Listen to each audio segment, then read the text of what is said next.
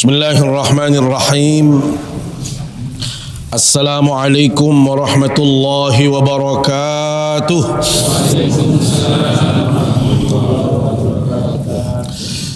Alhamdulillahi rabbil alamin.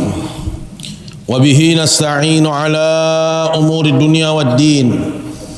Wassalatu wassalamu ala ashrafil anbiya'i wal mursalin, Sayyidina wa habibina wa syafi'ina wa maulana Muhammad wa ala alihi wa sahbihi ajma'in. Amma ba'du. Yang kita hormati dan muliakan para alim ulama, para tokoh agama, tokoh masyarakat, bil khusus Sanagdal Mukarram Dr. Tuan Guru Haji Subki, yang kami hormati mami-mami tiang, bapak-bapak tiang, yang kami hormati segenap pengurus masjid, singkatnya hadirin hadirat jamaah pengajian yang dimuliakan Allah Subhanahu wa taala. Sila tapada ngiring ngaturang puji syukur kepada sida Allah Subhanahu wa taala. Si masih icanin tiang pelunggum sami berbagai macam kenikmatan sampai saat nikit yang pelunggum sami masih dalam keadaan sehat walafiat. Masih tekican kesempatan, tekican waktu sida Allah Subhanahu wa taala untuk terus tiang pelunggum sami bisa melakukan kebaikan, melakukan amal saleh, meningkatkan ketakwaan.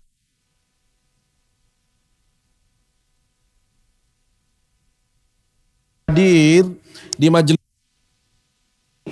adalah merupakan cara kita untuk meningkatkan keimanan, ketakwaan kita kepada Allah Subhanahu wa taala. Mudah-mudahan apa yang kita lakukan saat ini dan berharap semua ibadah yang sudah kita tunaikan semua itu diterima di sisi Allah Subhanahu wa taala. Amin ya rabbal alamin. Salawat serta salam selalu kita sampaikan ke hadapan baginda Rasulullah sallallahu alaihi wasallam, tipa selaput keluarga, para sahabat, para tabi'in, para tabi'it tabi'in, dan semua pengikut baginda Rasul sallallahu alaihi wasallam, termasuk tiang pelunggum sami si hadir di majlis yang mulia niki. Mudah-mudahan kita semua mendapatkan syafaatnya di hari kiamat kelak. Amin ya rabbal alamin. Bapak Ibu jamaah yang dimuliakan Allah Subhanahu wa taala, kajian kita masih melanjutkan kajian kita di dalam kaitannya dengan bab mujahadah, bab kesungguhan di dalam melakukan kebaikan, sungguh-sungguh di dalam melakukan ketaatan. Jangan sampai kita malas-malasan, jangan sampai kita hanya sekedar melakukan satu perkara tidak dengan kesungguhan, tidak karena keseriusan di dalam melakukan ibadah. Di dalam hadis yang akan kita kaji pada malam hari ini melanjutkan hadis yang ke-17 kaitannya dengan hadis qudsi. Sebagaimana yang sudah kita sampaikan, Allah, hadis qudsi itu adalah hadis yang diriwayatkan oleh baginda Rasul sallallahu alaihi wasallam, langsung dia ambil dari Allah Subhanahu wa taala. Sehingga secara lafaz itu adalah redaksi dari Rasul sallallahu alaihi wasallam, tetapi dari sisi makna itu adalah langsung diambil dari Allah Subhanahu wa taala. Di perjumpaan sebelum ini kita sudah membahas tentang bagaimana Allah Subhanahu wa taala menekankan kepada kita dua perkara. Yang pertama, hamba Allah, tidak diperkenankan kita melakukan kezaliman, karena Allah Subhanahu wa taala sendiri tidak pernah menzalimi siapapun dalam hidup ini. Karena itu Allah Subhanahu wa taala berfirman, "Ya ibadi inni haramtu zulma ala nafsi faja'altuhu bainakum muharrama fala tadzalamu." Wahai hamba-hambaku, kata Allah Subhanahu wa taala, sesungguhnya aku mengharamkan kezaliman. Allah tidak berbuat zalim kepada siapapun, termasuk kepada semua makhluknya. faja'altuhu bainakum muharrama, dan aku menjadikan perbuatan zalim itu haram di antara kita semua, fala tadzalamu, maka jangan sampai engkau saling menzalimi. Yang kedua, ya ibadi kullukum dhallun illa man hadaituh. Sesungguhnya semua kita ini hamba Allah adalah orang-orang yang tersesat di jalan Allah. Kita ini tersesat, tetapi Allah memberikan petunjuk, Allah memberikan hidayahnya kepada kita. Maka Allah SWT katakan, fastahduni ahdikum, minta petunjuk itu, minta hidayah itu, supaya kita tetap terpelihara dalam iman, tetap terjaga dalam petunjuk Allah. Mungkin inilah yang dimaknai dalam hadis ini, permintaan kita yang setiap waktu, setiap saat, setiap sholat, ihdinas siratal mustaqim, ya Allah kaji tunas petunjuk agar kami itu bisa terus berjalan di jalan yang benar. Yang dimaksud tentunya adalah hidayah Allah Subhanahu wa taala. Ini sudah kita selesaikan oleh Allah kaitannya dengan dua penegasan Allah dalam hadis qudsi ini. Kemudian lanjutan hadis ini adalah, ya ibadi, wahai hamba-hambaku, kata Allah Subhanahu wa taala, kullukum ja'iun. Setiap kita itu lapar.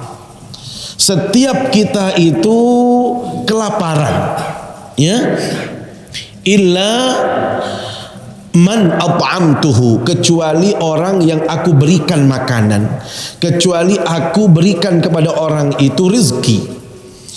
Fastat'imuni ut'imkum, maka hendaklah engkau minta kepadaku untuk diberikan makanan agar engkau semua mendapatkan makanan. Kemudian hadis berikutnya masih ada hubungannya dengan hadis yang pertama ini, ya ibadi kullukum arin illa man kasautuh. Wahai hamba-hambaku, kata Allah, semua kalian itu tidak berbusana alias telanjang. Kita itu dalam kelahiran kita itu semuanya kita tidak ada yang memakai busana. Illa man kasautuhu, kecuali orang yang aku berikan pakaian. Kata Allah Subhanahu wa taala, fastaksuni aksikum, maka hendaklah engkau minta kepadaku untuk diberikan pakaian, niscaya aku akan berikan pakaian. Nah, dua penjelasan ini kata Allah masih ada kaitannya dengan hadis yang sebelumnya, yaitu kaitannya dengan hidayah. Para ulama di dalam membahas hadis ini Allah menjelaskan dua kalimat yang ketiga dan keempat ini Allah terkait dengan kebutuhan lahiriah manusia. Makanan dan pakaian itu adalah kebutuhan lahiriah manusia. Tidak ada seorang pun di antara kita yang tidak membutuhkan yang namanya makanan dan pakaian. Tetapi di hadis yang sebelumnya, ya, kalimat yang sebelumnya, Allah Subhanahu wa taala menjelaskan kepada kita tentang pentingnya hidayah. Nah, dalam pandangan ulama hadis disebutkan hidayah itu erat kaitannya dengan kebutuhan rohani, karena dia terkait dengan keselamatan manusia, keimanan manusia di hadapan Allah.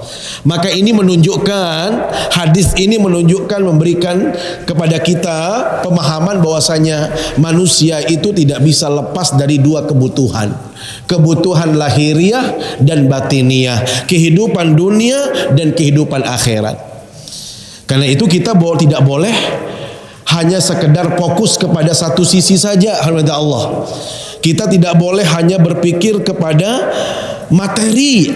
Misalnya, bagaimana kehidupan dunia kita ini bahagia, tetapi kita melupakan kehidupan akhirat. Itu tidak boleh. Atau sebaliknya, tadi yang kaitannya dengan hidayah, kita hanya fokus ibadah. Kita hanya mementingkan kebutuhan yang kaitannya dengan batiniah, tetapi kehidupan atau kebutuhan lahiriah kita tinggalkan. Itu juga tidak dibolehkan dalam agama kita. Makanya di dalam Al-Quranul Karim yang sering kita semua dengarkan dalam surat Al-Qasas ayat 77, wabtaghi fima ataka Allahu ad-daral akhirah wa la tansa nasibaka minad dunya. Hendaklah engkau mencari, kata Allah Subhanahu wa taala, sesuatu yang bisa menjadikan Anda bahagia di akhirat kelak. Silahkan Bapak Ibu, ibadah yang tekun, ibadah yang khusyuk, ibadah yang banyak, beramal yang banyak. Tujuannya apa? Kita ingin bahagia di akhirat kelak. Tetapi ingat, kata Allah, wala tansa nasibaka minad dunya. Tapi jangan engkau lupakan kehidupan di dunia. Jangan engkau tinggalkan kebahagiaan di dunia. Jadi keliru seseorang, mohon maaf, bila mana dia hanya mementingkan kehidupan akhiratnya saja. Dia melupakan kehidupan dunia, atau sebaliknya, dia mementingkan kehidupan dunia terus, tetapi dia melupakan kehidupan akhirat. Karena itu konsep yang dibangun oleh ajaran Islam itu adalah yang dikenal dengan at-tawazun, Bapak Ibu. Tawazun itu artinya konsep keseimbangan.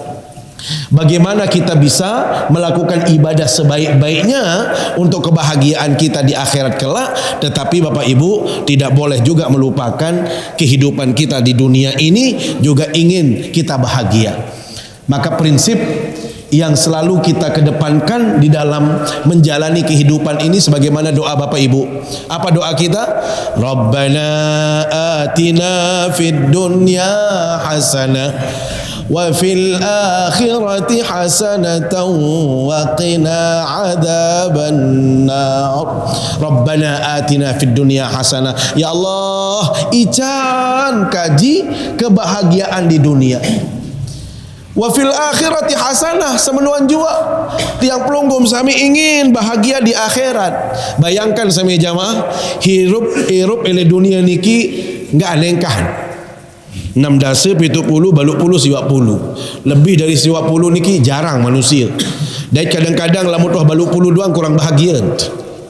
Lamun seriuk manusia sa berumur baluk puluh pakaling wandit gitar ruan bahagia kembin. Wah momot ele ton tinduk doang. Wah momot ele kursi roda meninta. Arti ini bahagia. Tetun baluk puluh umur lagu berjelo dong meni. Not kelor ding kanggo ning kanggo. Yat lalu juk mall dia tahu lampak. Aro ruan doang baluk puluh tahun lagu sebenar dia bahagia. Ya bahagia itu kan bisa kita melakukan aktivitas, bisa kemana-mana, menikmati hidup gitu. Ya, sehingga mohon maaf sami jamaah, iat Eropa le dunia niki 6 dasa 70 tahun doang melet bahagia, melet senang, dit melet nyakit. Unasang arak dengan melet nyakit le dunia niki? Darak. Padahal iat Eropa arak 6 dasa 70 tahun, dit melet nyakit. Bagaimana dengan kehidupan akhirat yang kekal abadi? Tidak berbilang, tidak berbatas, bukan sampai 60-70 tahun kita di akhirat, tetapi sampai abad, sampai akhir kehidupan. Karena itulah akhir kehidupan, dan dia kekal abadi sifatnya, khalidina fiha, kekal kita. Jadi tidak akan ada fana. Yang pelunggum sami tidak akan meninggal dunia lagi, hidup terus. Dan enaknya kalau sudah di akhirat niki sami jamaah, ya wah to tak mula tulen-tulen bajang le niki. Lamun makin jak toat, lamun tu je bajang-bajang lontu. Kanggum beta, kanggum apa ya kanggum. Lamun tu je dendek juluk dia. Lamun le akhirat, le surga ya kanggum doang ya. Selaput tot kanggo, sandek kanggo nah ni kanggo doang. Pak Guru ya. Sandek kanggo le dunia ya kanggo doang. Lamun le akhirat, lagu dengan syarat tamu surga juluk. Nggih, tamu surga, baik tiket surga dulu. Nah, kalau sudah masuk surga, kita bisa menikmati segala fasilitas yang ada di surga yang disediakan oleh Allah SWT. Ini logikanya Bapak Ibu. 6 dasa 70 tahun kita di dunia melet bahagia, dit mele lapah, dit mele dit berdoyang perhiasan dan lain sebagainya. Bagaimana dengan kehidupan kita di akhirat kelak? Maka hadis berikutnya ini berkaitan dengan aspek keduniawian, aspek lahiriah manusia. Apa itu aspek lahiriah? Lihat hadisnya, ya ibadi kullukum ja'i'. Wahai hamba-hambaku, kata Allah, sungguhnya kalian itu lapar. Lapar dalam artian apa? Satu, lapar itu bisa dimaknai secara lahiriah, bahwasanya kita tidak bisa mendapatkan makanan, atau lapar itu dalam artian sebuah penderitaan. Artinya kita bisa saja menderita di akhirat kelak. Itu maknanya. Karena itu kata ulama ada dua makna yang disebut dalam artian lapar ini. Lapar dalam artian secara maknawi, bahwasanya kita lapar, beneran lapar, kita tidak mendapatkan makanan. Yang kedua adalah lapar itu adalah bentuk penderitaan seseorang yang tidak mendapatkan kebahagiaan di akhirat kelak. Maka hadirat Allah, yang akan mendapatkan rasa kenyang, rasa cukup itu adalah orang-orang yang diberikan rasa kenyang oleh Allah, orang-orang yang diberikan makanan oleh Allah. Hadis ini menunjukkan kepada kita bagaimana manusia itu selalu membutuhkan Tuhan. Ini yang pertama. Jadi poin yang pertama, Bapak Ibu yang dimuliakan Allah, hadis ini mengajarkan kepada tiang pelunggum sami bahwasanya kita tidak bisa lepas dari Allah Subhanahu wa taala. Dinarak dengan dia butuh nenek, dinarak dengan dia perlu nenek, berembe-rembe kesugihan, berembe-rembe kehebatan, dia pastiin perlu tipak di sisi Allah SWT. Nasa? Jadi dinarak dengan kena diriin, aku jawa sugih, aku di kuah lapah, dik perlu jik nenek. Nasa kata Tuhan, kira-kira butuh nenek benda? Perlu, wajib hukumnya. Berembe-rembe kesugih manusia, karena prinsipnya manusia itu lapar. Ya, jadi lapar ini adalah alhamdulillah Allah merupakan realitas yang dihadapi oleh manusia. Jadi jangan berpikir bahwasanya saya sugih, saya kaya, berarti saya tidak butuh Tuhan. Itu keliru sekali. Karena bagaimanapun yang membuat seseorang itu kenyang dalam kehidupan ini adalah Allah Subhanahu wa taala. Jangan sampai kita mengatakan diri kita ini, oh saya kenyang itu karena usaha saya. Saya kenyang ini karena usaha saya. Itu keliru sekali. Kenapa? Karena segala bentuk kekayaan dan fasilitas yang ada ini milik Allah Subhanahu wa taala. Kita sifatnya itu hanya mendapatkan amanah, Bapak Ibu. Ya, Bapak Ibu itu dapat amanah dari Allah. Kalau saat ini kita kaya, itu amanah dari Allah. Kalau kita saat ini berada, berarti kita dapat amanah. Pak Kaling juga mendapatkan amanah. Maka tidak ada istilah amanah yang gratis kalau di akhirat kelak. Memang di dunia kita tidak ada pertanggungjawaban.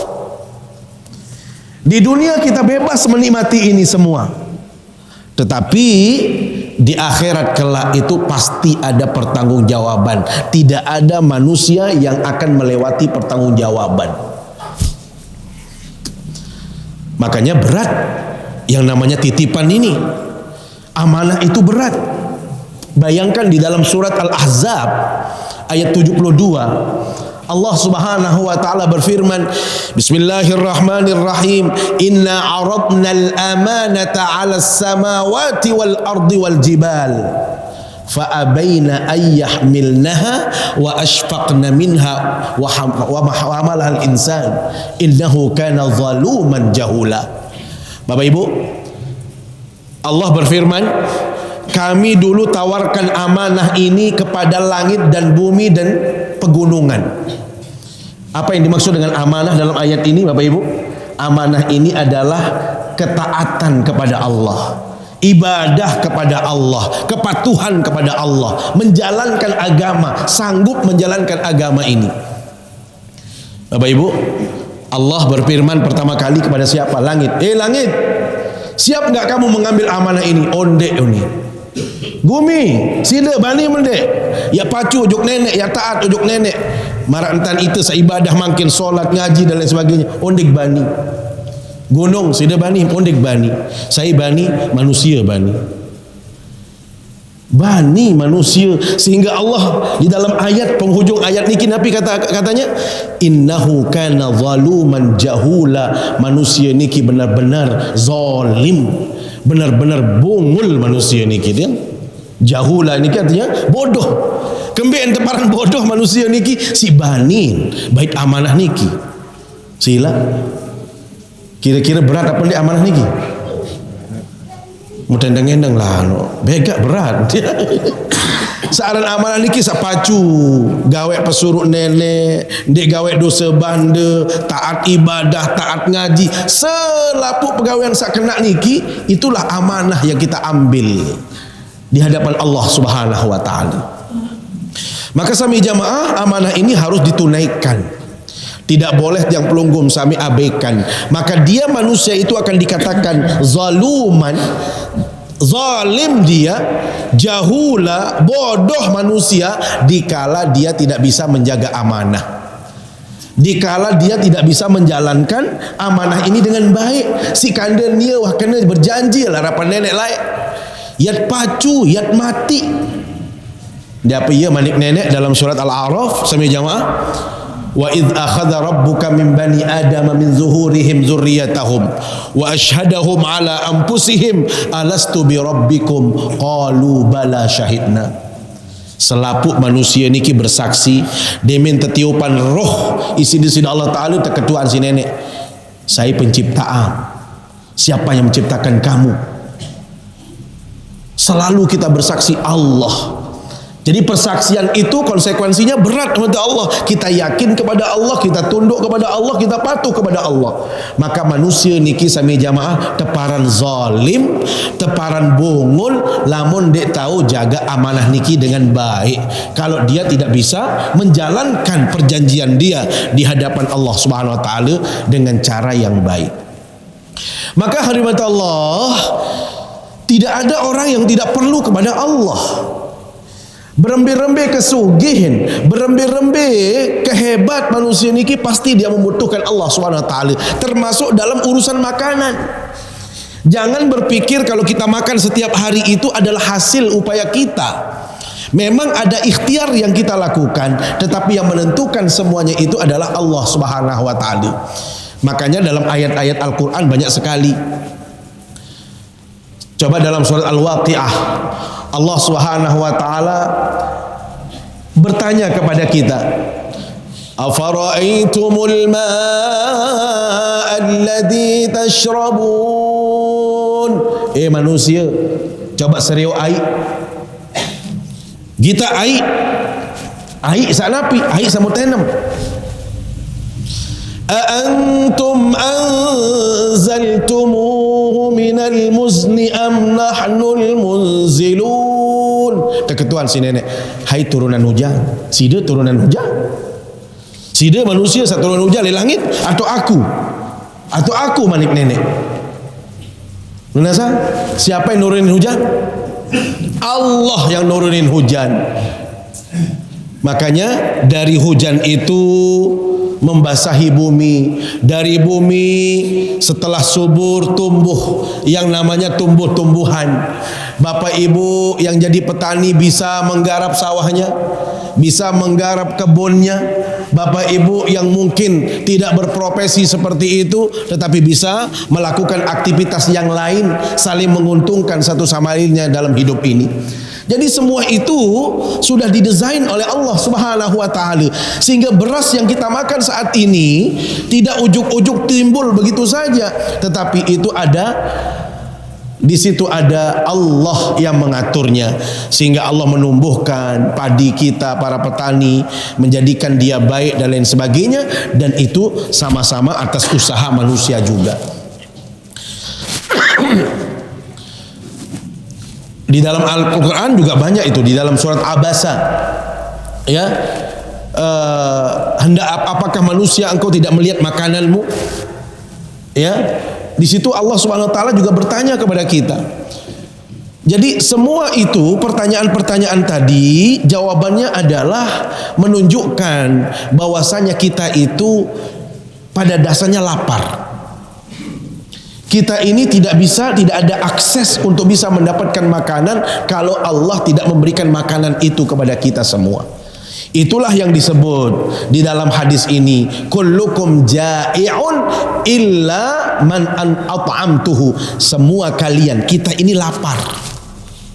Maka yang memberikan kita makan itu adalah Allah Subhanahu wa taala. Fastat'imuni, maka mintalah makanan kepadaku. Bagaimana caranya kata Allah? Ada dua kata ulama. Caranya adalah bil qaul wa bil fi'al. Bagaimana cara kita minta makanan secara lisan kepada Allah SWT? Doa. Kan kita berdoa, Allahumma barik lana fima razaqtana, Allahumma rzuqni rizqan halalan tayyiban. Itu doa. Jadi setiap kita ini minta kepada Allah untuk diberikan makanan. Caranya adalah kita minta terus nunas kepada Allah SWT, minta supaya kita diberikan rizki oleh Allah Subhanahu wa taala. Makanya siapapun dalam hidup ini tidak boleh dia lupa untuk berdoa. Apalagi sampai misalnya merasa dia sudah cukup, sudah hebat, tidak mau berdoa. Bapak Ibu, lamun narak dengan dia milih berdoa berarti dia butuh nenek. Dia merasa tidak perlu kepada Allah. Maka sebenarnya inilah orang-orang yang dikatakan orang yang hina, ya, orang yang zalim, orang yang jahula, bodoh dia. Kenapa? Seolah-olah dia merasa paling hebat, paling cukup dalam kehidupan ini. Maka kita harus ketahuilah, sebagai hamba Allah, kita ini pada dasarnya adalah lapar, kecuali Allah Subhanahu wa taala yang bisa memberikan kita rezeki. Jadi caranya supaya kita dapat rezeki, kata ulama, adalah satu, banyak-banyak berdoa bil qaul. Yang kedua bil fi'al. Supaya kita mudah rezeki, Bapak Ibu yang dimuliakan Allah Subhanahu wa taala, maka digariskan dalam Al-Qur'an cara supaya rezeki kita ini berkah, rezeki kita ini mudah. Di antaranya, wa may yattaqillaha walau anna ahlal qura amanu wattaqau la fatahna alaihim barakatim minas sama'i wal ard. Salah satu caranya adalah Bapak Ibu harus benar-benar beramal soleh dalam hidup ini. Jaga ibadahnya, jaga pekerjaannya, jaga aktivitasnya, selalu tekun melakukan aktivitas seperti usaha, tetapi didasari atas dasar iman. Makanya disebutkan dalam Al-Quran, walau anna ahlal qura amanu, kalau satu kampung itu orang-orangnya beriman kepada Allah dan dia berbuat baik, dalam artian dia bertakwa kepada Allah SWT, la patahna alaihim barakatim minas sama, Allah akan turunkan keberkahan dari langit. Bapak Ibu, lihat, kalau Allah belum menurunkan berkahnya kepada kita. Sering dengar di berita hari ini dan beberapa hari kemarin, Jakarta itu polusi yang paling buruk di dunia. Tadi saya dengar di berita, pemadam kebakaran itu sudah menyiram, naik tower-tower yang tinggi itu untuk menyiram dengan air. Bayangkan, untuk bisa mengembalikan udara yang segar, itu mereka sampai naik-naik ke gedung-gedung tinggi, dibuat hujan-hujanan seperti itu. Konon untuk membuat hujan saja, kalau kata ahlinya itu membutuhkan berapa triliun untuk menyiram satu kawasan. Nah, mungkin salah satu penyebabnya kalau dari firman Allah ini, karena mungkin banyak di antara kita ini yang sudah jauh dari Allah. Ya, kita yakin dalam agama kita ini banyak di antara manusia-manusia saat ini yang sudah jauh dari Allah SWT. Maka kalau kita ingin mendapatkan keberkahan dari langit, Bapak Ibu, salah satu upaya yang harus kita lakukan adalah banyak-banyak pendekatan kepada Allah, banyak-banyak ibadah dalam hidup ini. Jadi tidak ada istilah orang kalau sudah baik kepada Allah, hubungannya sudah bagus kepada Allah, dia akan disakiti oleh Allah. Tetapi pasti dia akan diberikan yang terbaik. Ya, proses untuk mendapatkan yang terbaik itu tentu proses ujian-ujian akan dia alami. Kemudian di dalam Al-Quran juga disebutkan, Bapak Ibu, supaya rizki kita mudah, rizki kita mengalir, maka pendekatan berikutnya adalah banyak-banyak istighfar. Bukankah Allah SWT dalam surat Nuh menjelaskan, faqul tustaghfiru rabbakum innahu kana ghaffara. Banyak-banyaklah engkau beristighfar, karena Allah itu maha pengampun. Kalau kita sudah banyak istighfar, Bapak Ibu, jangan lupa membaca astaghfirullahaladzim, astaghfirullah, terus astaghfirullah. Semakin banyak semakin bagus. Apa yang Allah akan berikan kepada tiang pelunggum Sami? Yursilis samaa alaikum midrara. Allah akan menurunkan hujan yang menghadirkan keberkahan dari langit. Yursilis samaa 'alaikum midrara wa yumdidkum bi amwal. Allah akan mudahkan rezeki bagi kita semua. Wa banin, Allah juga akan menganugerahkan keturunan dalam kehidupan kita semua. Jadi kunci rezeki itu adalah selain kita beramal saleh kepada Allah, melakukan kebaikan, maka harus diimbangi dengan banyak-banyak istighfar. Orang kalau sudah beristighfar, Bapak Ibu, kalau ada orang yang bertanya, Pak Kaling, lah itu kalau istighfar tetap berjelang, misal lo bandingkan Pak Haji Ahmad ini, wah lo masih kesugihan, misal itu kan now kita nggak tahu berapa istighfar beliau, itu satu. Yang kedua, jangan berpikir bahwasanya istighfar itu harus langsung dalam bentuk materi, ya, yang akan kita dapatkan langsung bentuknya materi. Bukankah Rasul SAW mengatakan, Bapak Ibu, man lazimal istighfar, barang siapa yang terus menerus beristighfar, apa kata hadisnya? Satu, ja'alallahu likulli hammin faraja. Setiap kesulitan yang dia hadapi, ya, setiap rasa gelisah yang dia rasakan saat ini, pasti Allah akan memberikan jalan sebagai hiburan dia. Ada jalan yang Allah akan bukakan kepada orang tadi. Ja'alallahu bikulli hammin faraja wa min kulli dhiqin mahraja. Kalaupun dia saat ini mendapatkan kesulitan, maka Allah akan memberikan jalan dari kesulitan-kesulitan yang dihadapi. Dan ingat kata Rasul SAW, wa razaqahullahu ta'ala min haitsu la yahtasib. Allah juga akan berkenan menganugerahkan kepada orang-orang yang banyak beristighfar itu rezeki dari jalan yang dia tidak sangka-sangka dalam hidup ini.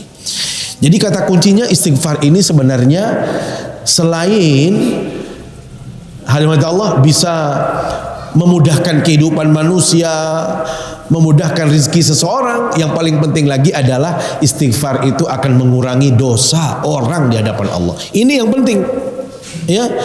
Tetum sugih lagu luwek dosa misal, jadi kapat sugih tetus lagu dia dosa dia terkurangi si nenek misal. Nah, kita ingin sak sugih lagu karena istighfar juga kita terus diampuni oleh Allah SWT semua dosa dan kesalahan kita, dan itu bisa kita lakukan dengan istighfar yang terus menerus. Jadi inilah rahmat Allah yang disebutkan di dalam hadis Rasulullah SAW, man lazimal istighfara ja'alallahu min kulli hammin faraja wa min kulli dhiqin makhraja wa razaqahullahu min haitsu la yahtasib. Barang siapa yang memperbanyak istighfar dalam kehidupan ini, maka Allah janjikan 3 hal dalam kehidupan mereka. Apa itu? Allah akan menjadikan dalam setiap kesusahan yang dia hadapi pasti ada jalan yang Allah berikan kepada mereka yang mendapatkan kesusahan. Yang kedua, setiap kesulitan Allah akan berikan kemudahan, dan Allah juga yang ketiga menjanjikan bahwasanya dia akan mendapatkan rezeki dari jalan yang dia tidak pernah sangka-sangka dalam kehidupan ini. Rasul sallallahu alaihi wasallam, Bapak Ibu yang dimuliakan Allah SWT, sebagai teladan kita itu tidak pernah lepas dari istighfar. Bayangkan Rasul sallallahu alaihi wasallam, manusia pilihan Allah, manusia yang sudah dijamin masuk surga, manusia yang tidak ada kekeliruan sedikit pun, tapi beliau tidak pernah lepas dari istighfar. Bagaimana dengan kita? Masa kita yang sudah jelas banyak dosanya, banyak malasnya, banyak kekeliruannya, lantas kita tidak mau menghapus dosa-dosa kita dengan memperbanyak istighfar? Maka rahmat Allah dalam sabdanya disebutkan, kana sallallahu alaihi wasallam yastaghfirullah wa yatubu ilaihi fil yaumi mi'ata marratin. Rasul sallallahu alaihi wasallam setiap harinya itu beliau istighfar dan bertaubat. Tidak kurang dari 100 kali beristighfarnya kepada Allah Subhanahu wa taala. Minimal beliau beristighfar. Maka kalau kita dalam kehidupan ini sembari kita beraktivitas, berusaha melakukan kehidupan sosial kita, kita bayang-bayang dia atau kita hadirkan sholawat di dalam kehidupan kita, maka insya Allah kita juga akan dijamin apa yang dijanjikan oleh Allah Subhanahu wa taala dan Rasulnya. Bapak Ibu yang dimuliakan Allah Subhanahu wa taala, kemudian lanjutan hadis ini adalah ya ibadi kullukum arin illa man kasautuhu. Wahai hambaku, setiap kalian itu, kata Allah Subhanahu wa taala, adalah telanjang. Ya, orang yang tidak menggunakan pakaian sama sekali. Bayangkan kita lahir ini, kata Allah, tidak ada yang pakai pakaian. Ya, Bapak Ibu pernah melihat bayi yang lahir lantas keluarnya dia dari rahim ibunya dia pakai baju bagus? Nah, sang ibu-ibu sawah berduyang anak elekodek dia nilara. Ini menjadi isyarat bahwasanya manusia itu memang telanjang. Manusia itu tidak membawa apa-apa dalam kehidupan ini. Maka Allah Subhanahu wa taala lah yang memberikan kita busana. Pemilik busana itu adalah Allah. Maka bagaimana caranya supaya kita mendapatkan busana yang baik? Apa kata Allah Subhanahu wa taala? Fastaksuni, minta kamu kepadaku pakaian, maka saya akan berikan pakaian. Ini menunjukkan kata Allah bagaimana manusia memerlukan selalu bergantung kepada Allah, selalu memerlukan sesuatu kepada Allah Subhanahu wa taala, termasuk pakaian. Jadi pakaian yang kita perlukan itu, yang dimaksud dalam Islam pakaian itu adalah apa? Kebaikan. Walibasut taqwa fiha khair. Libasut taqwa, pakaian yang dimaksud pakaian itu adalah ketakwaan. Maka kalau kita ingin mendapatkan pakaian, yang dimaksud adalah, ingat, pakaian itu perhiasan. Perhiasan itu yang membuat kita tampil nyaman, tampil gagah, tampil cantik, tampil bahagia. Kira-kira begitu. Itulah perhiasan. Maka dalam Islam kalau kita ingin mendapatkan pakaian yang baik, pakaian yang menjadikan kita gagah, menjadi pakaian kita menjadi cantik, maka yang paling penting itu adalah nilai-nilai kebaikan, nilai-nilai ketakwaan. Kira-kira begitu. Jadi itulah yang dimaksud di dalam hadis ini, bahwasanya setiap kita itu memang tidak memiliki baju, tetapi Allah yang memberikan kita perhiasan. Maka hendaklah kita minta perhiasan itu. Apa perhiasan itu? Perhiasan yang paling baik adalah perhiasan ketakwaan kepada Allah Subhanahu wa taala. Maka semakin kita melakukan ibadah, semakin taat, semakin rajin, maka kita berpeluang untuk mendapatkan kebaikan-kebaikan itu dari Allah Subhanahu wa taala. Ini saja penjelasan hadis ini, kata Allah. Masih hadis ini juga masih akan membahas masalah-masalah yang lain karena dia masih panjang, maka ini akan menjadi pembahasan kita pada pertemuan-pertemuan berikutnya. Untuk sementara kita akhiri, mudah-mudahan kita tetap sehat walafiat, tetap diberikan kesempatan oleh Allah untuk kita terus bisa menghadirkan kebaikan, menghadirkan ketaatan seperti majelis ilmu yang kita saat ini berada. Terima kasih atas perhatian kita semua. Mohon maaf bila ada yang kurang pas dari penyampaian ini. Mari kita tutup kajian ini dengan sama-sama berdoa, bermunajat kepada Allah Subhanahu wa taala. Billahi minasyaitonir rajim. Bismillahirrahmanirrahim. Alhamdulillahi rabbil alamin. Salatu wassalamu ala asyrafil anbiya'i wal mursalin sayyidina wa maulana Muhammad wa ala alihi wa sahbihi ajma'in. Allahumma ij'al jam'ana hadha jam'an mubarakan marhuma wa tafarruqana ba'da hadha tafarruqan hasanan ma'suma wa la taj'al fina wa la bainana shaqiyya wa la mahruma.